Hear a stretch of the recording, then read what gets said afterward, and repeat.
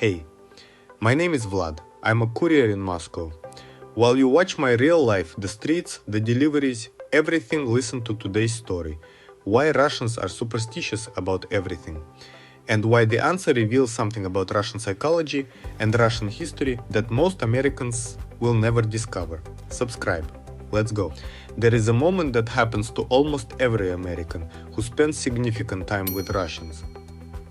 A moment when they realize that the rational secular worldview that most educated Westerners assume is universal is not actually universal.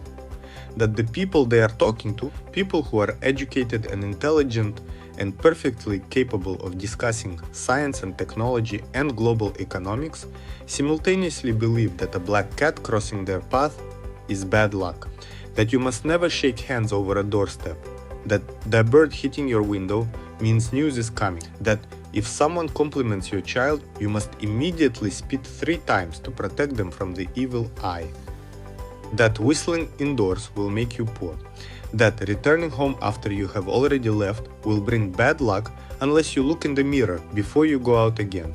The American watches all of this and tries to reconcile it with the intelligent person they have been talking to and cannot quite make the reconciliation work.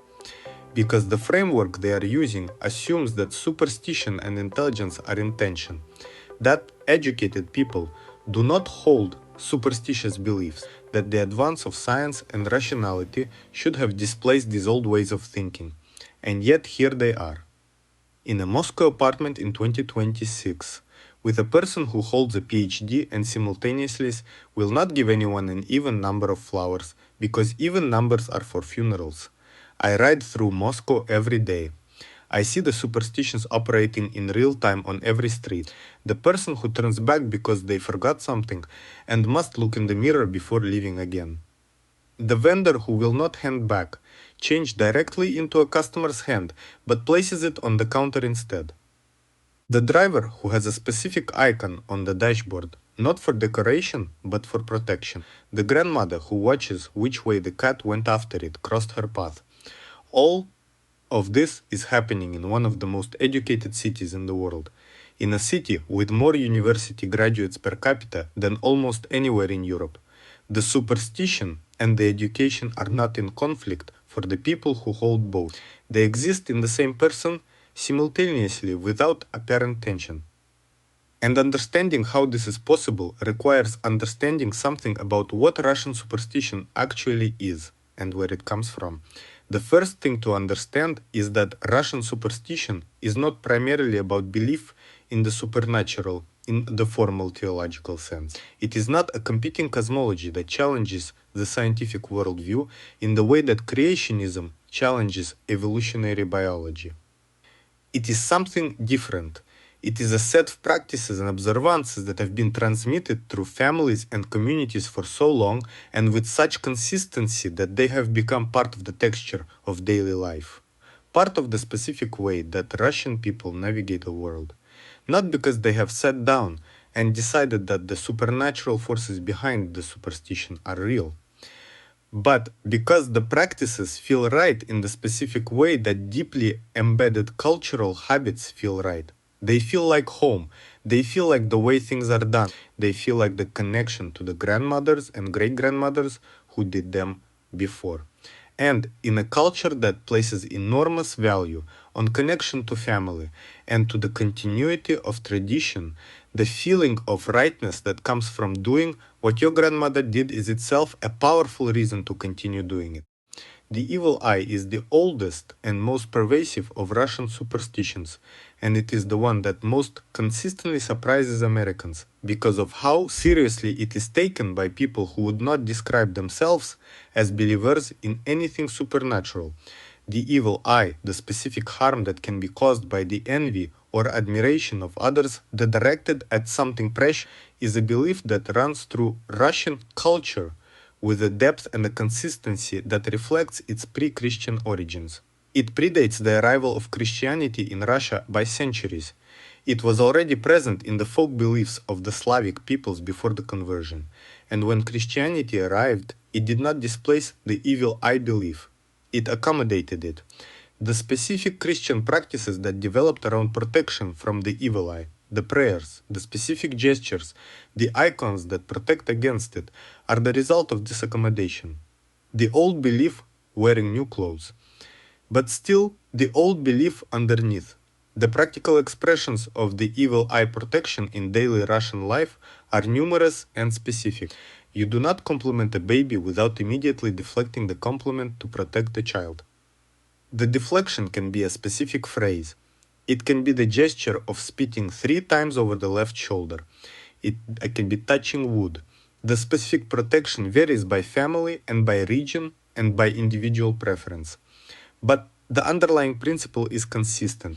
The admiration of something precious, and babies are the most precious thing, creates a specific risk that must be managed. The management is not an act of irrationality, it is an act of care. The mother who deflects the compliment to her baby is not confused about physics. She is performing an act of protection for her child using the specific tools that her culture provides for that purpose. The fact that the tools are not scientific does not make the care behind them less real. The bread superstitions in Russia reflect the historical relationship with bread that I have described in other contexts. Bread is sacred in Russian culture in a way that goes beyond its nutritional value. And the superstitions around bread reflect this sacredness. You do not put bread upside down. An upside down loaf of bread invites hunger. You do not leave bread on the table after a meal without covering it. Uncovered bread is disrespectful to the food that sustained your family through the periods of genuine scarcity that Russian history contains. You do not throw bread away without first considering whether it can be used for something. The bread superstitions are not arbitrary.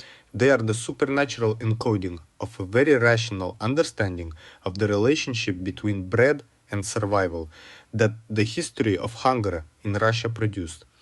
The superstition is the folk memory of something real dressed in the language of the supernatural.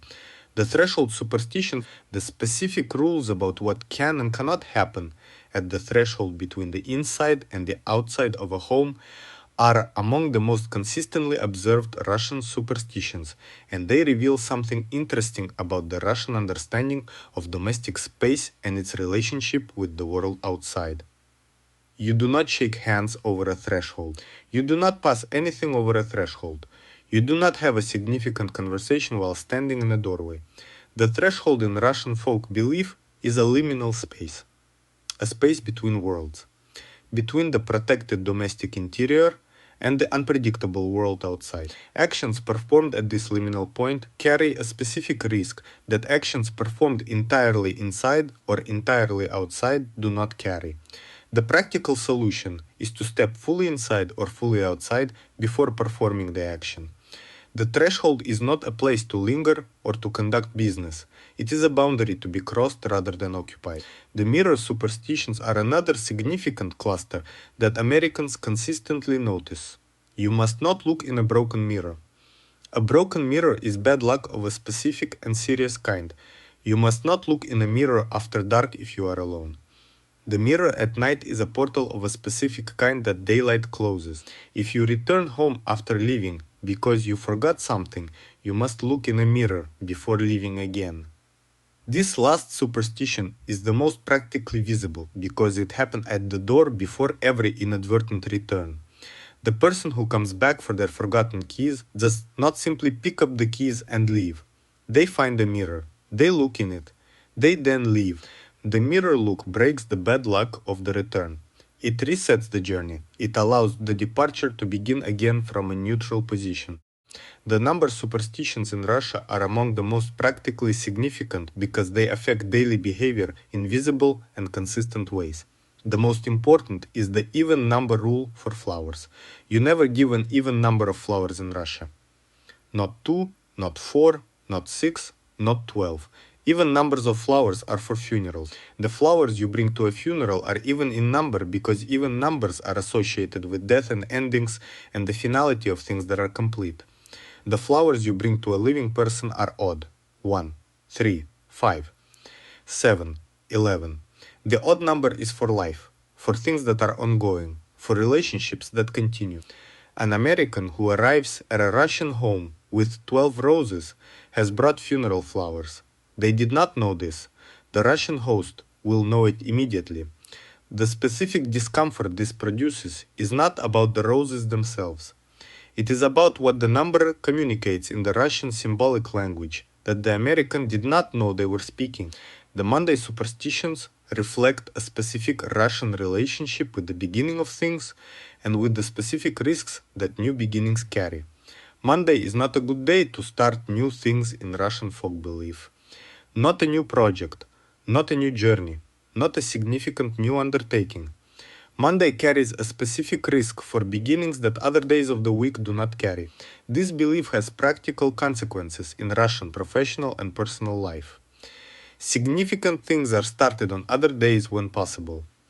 The meeting that could be scheduled for Monday is scheduled for Tuesday. The journey that could begin on Monday begins on Sunday or on Tuesday. This is not universal and not absolute.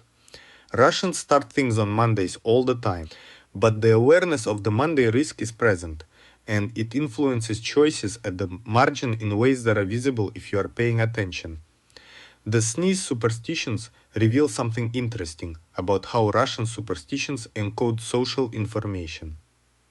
In Russia, a sneeze during a conversation confirms the truth of what was just said. If someone says something and then sneezes, the sneeze is a supernatural confirmation. The thing that was said is true.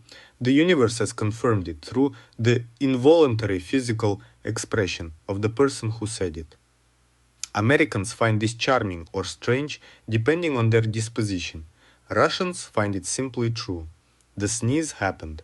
The thing that was said was confirmed. These are connected facts. The connection is not a matter of belief that can be adopted or abandoned through rational argument. It is a perception that is embedded in the specific way that Russian culture has taught its members to read the world around them.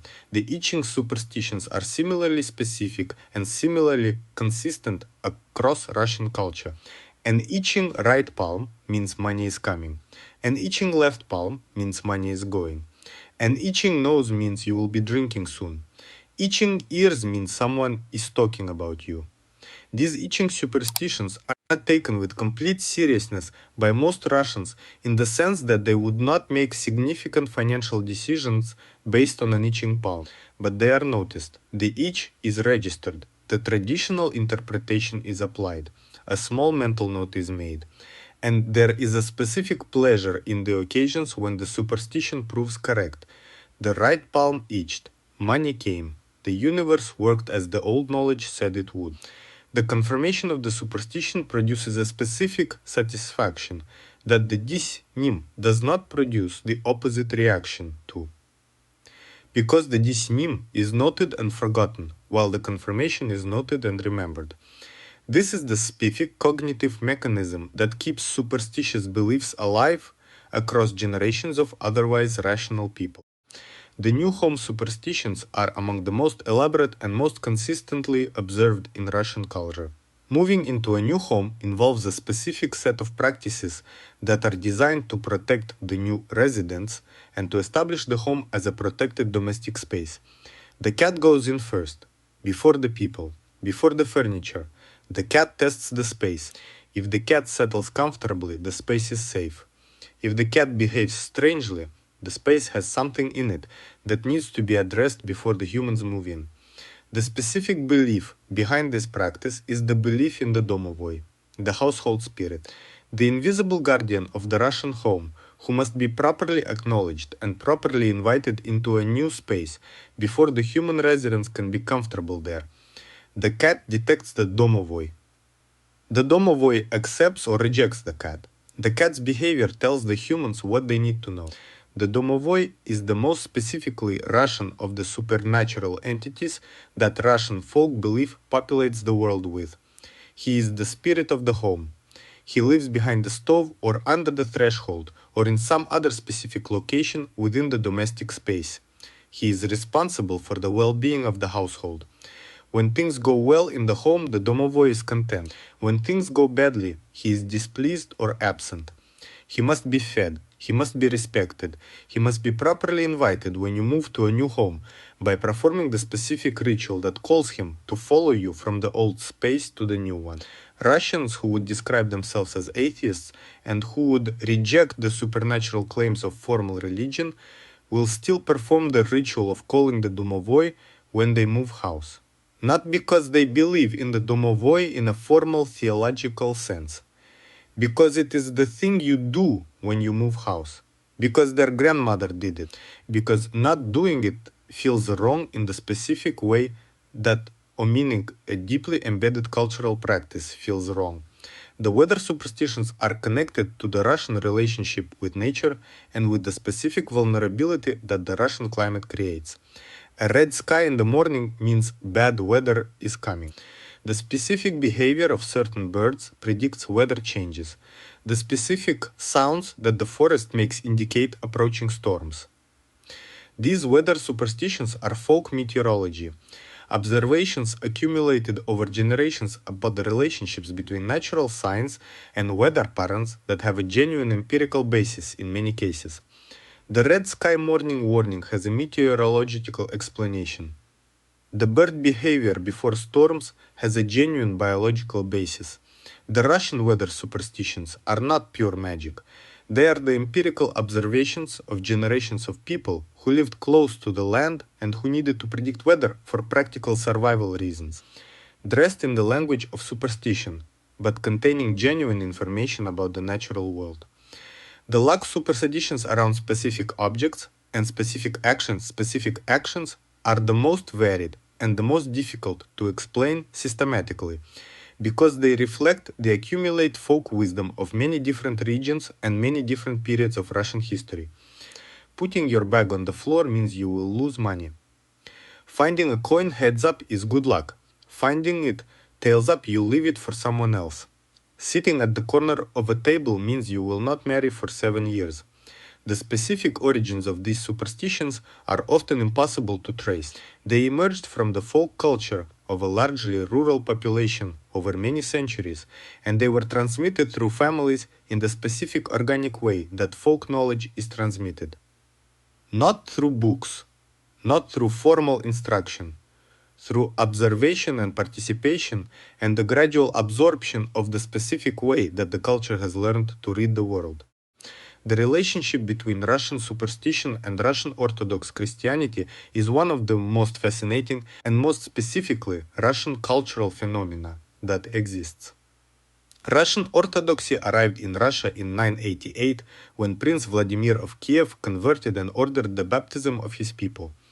The conversion was rapid in its official dimension. Churches were built, priests were trained. The formal apparatus of the Christian church was established. But the folk beliefs that had existed before the conversion did not disappear. They went underground in some cases. They were incorporated into Christian practice in others. They continued openly in rural areas where the church's reach was limited, and the result, after 1,000 years of this coexistence, is a specifically Russian religious culture, in which Christian Orthodox practice and pre-Christian folk belief exist together in the same person, without the tension that a strict theological framework would require them to feel. The specific fusion is visible in the calendar. The Russian Orthodox calendar is full of saints' days and church feasts that correspond to the pre-Christian agricultural calendar in ways that are too consistent to be coincidental. The church feasts were placed at the times of the pre-Christian celebrations to give Christian meaning to occasions that the population was already observing. The result is a calendar in which Christian and pre-Christian significance overlap at almost every major point in the year, and the folk beliefs and practices associated with these occasions reflect both layers simultaneously. The Easter customs that involve going to the cemetery and sharing food with the dead are Christian in their framing and pre-Christian in their logic. The Maslenitsa butter festival that precedes Lent is Christian in its function as the celebration before the fast and pre-Christian in its specific practices of burning effigies and making pancakes and celebrating the end of winter. The Soviet period created a specific complication in the transmission of both orthodox religious practice and folk superstition.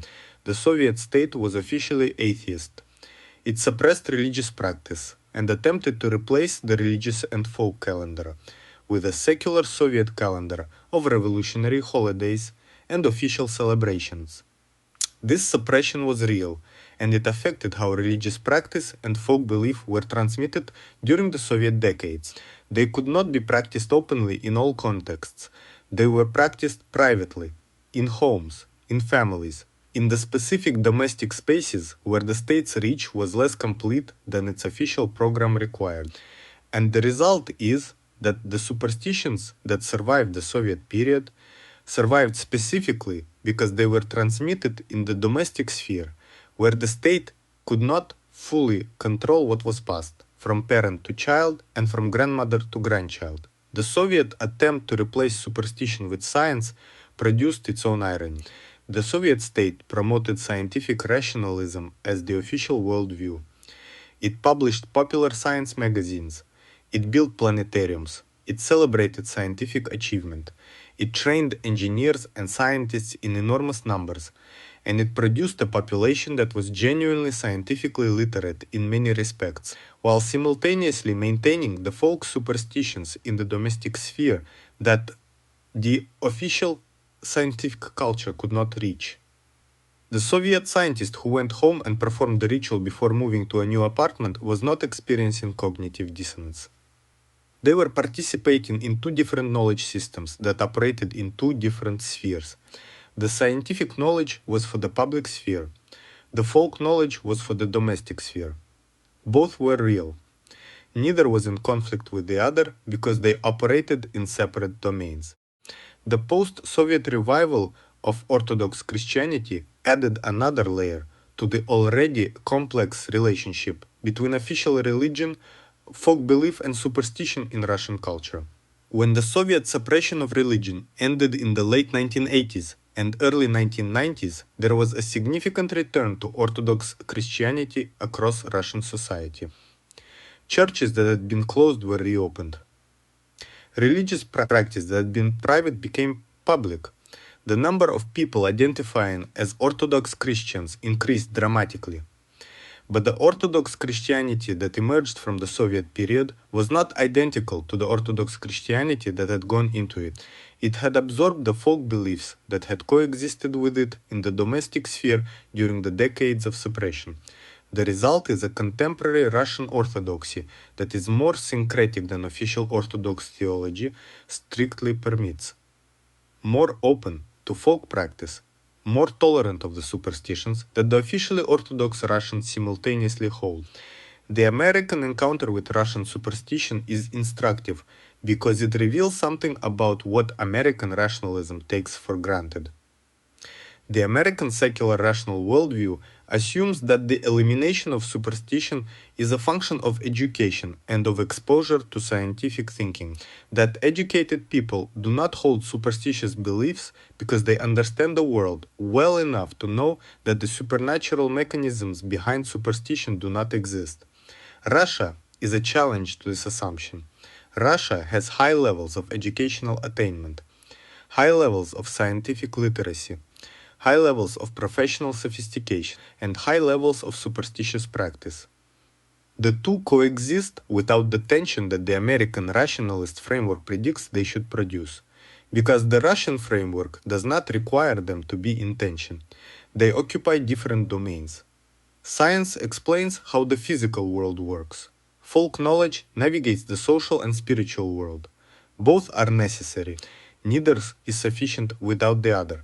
The specific pleasure that Russians take in their superstitions is worth noting because it is not the pleasure of people who are embarrassed by a belief they know is irrational, but cannot quite abandon. It is the pleasure of people who are participating in something that connects them to their culture and their family and their history. The superstition is not a weakness or a holdover from a less rational time. It is a living tradition, a way of being Russian, a participation in the specific knowledge system that Russian culture has developed over centuries for navigating the unpredictable aspects of human life. The black cat that crosses your path cannot be controlled. The evil eye of the envious neighbor cannot be seen. The domovoi in the new apartment cannot be measured. But the practices that Russian culture has developed for managing these things can be performed. And performing them is an act of connection to the culture that developed them, an act of respect for the accumulated wisdom of the people who came before, an act of being Russian in the specific and complete way that Russian culture makes possible. I ride through Moscow every day and I see the superstitions operating on every street, the person who steps back from the black cat, the vendor who places the change on the counter, the driver who touches the icon before a long journey. I grew up with these practices. I perform some of them myself without quite deciding to, because they are part of the texture of daily life in this city in a way that does not require decision. They are simply what you do, what your mother did, what her mother did, what the city does. And riding through it every day, I understand that the superstition is not a departure from the intelligence of the people I see around me. It is another expression of it, the intelligence of a culture that has lived through enough uncertainty and enough genuine unpredictability to understand that not everything can be controlled and that having practices for the things that cannot be controlled is not irrationality. It is wisdom. Subscribe if you want to keep seeing Moscow through my camera. Come back next week. There is always more. And leave me a comment. Do you have superstitions in your culture? I read every single one.